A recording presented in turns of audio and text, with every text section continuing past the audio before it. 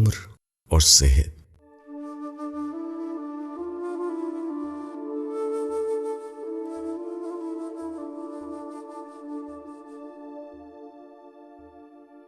Doctor Shahzad علی Meerut U P کے رہنے والے تھے۔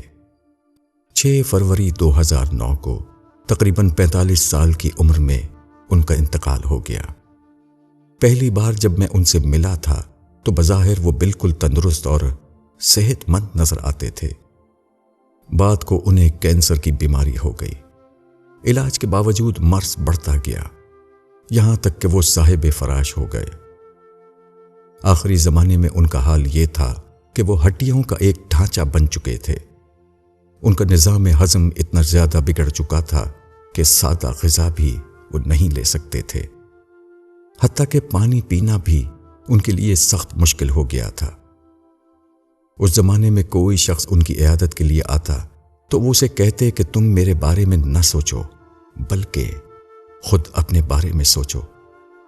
تم شکر کرو کہ تم کو صحت مند جسم حاصل ہے، تم کھانا کھاتے ہو اور پانی پیتے ہو اور زمین پر چلتے ہو۔ یہ سب چیزیں خدا کا عطیہ ہیں۔ وہ جب چاہے اس عطیے کو چھین لے اور پھر تمہارے پاس کچھ بھی باقی نہ رہے۔ انسان کو ایک صحت مند جسم ملا ہوا ہے۔ انسان کو پیدا ہونے کے بعد یہ صحت مند جسم بظاہر آپ مل جاتا ہے، اس لیے وہ اس کو فار گرانٹڈ کے طور پر لے لیتا ہے۔ وہ کبھی سوچتا نہیں کہ یہ صحت مند جسم سر تا سر خدا کا عطیہ ہے۔ اس عطیے کا اعتراف کرتے ہوئے مجھے خدا کے آگے جھک جانا چاہیے۔ یہی معاملہ عمر کا ہے۔ آدمی جب تک زندہ ہے وہ سمجھتا ہے کہ اس کی یہ زندگی ہمیشہ باقی رہے گی۔ وہ کبھی اپنی موت کے بارے میں نہیں سوچتا۔ یہ بلا شبہ سب سے بڑی بھول ہے۔ یہی ہر عورت اور ہر مرد کا امتحان ہے۔ کامیاب شخص وہ ہے جو زندگی سے زیادہ موت کے بارے میں سوچے، جو ہر ملی ہوئی چیز کو خداوند عالم کا عطیہ سمجھے۔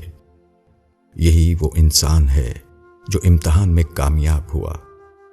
اس کے برعکس جو انسان خدا کا اعتراف نہ کرے اور موت کو بھلائے ہوئے ہو، وہی وہ شخص ہے جو امتحان میں ناکام ہو گیا۔ پہلے انسان کے لیے ابدی جنت ہے اور دوسرے انسان کے لیے ابدی جہنم۔ وحید الدین خان۔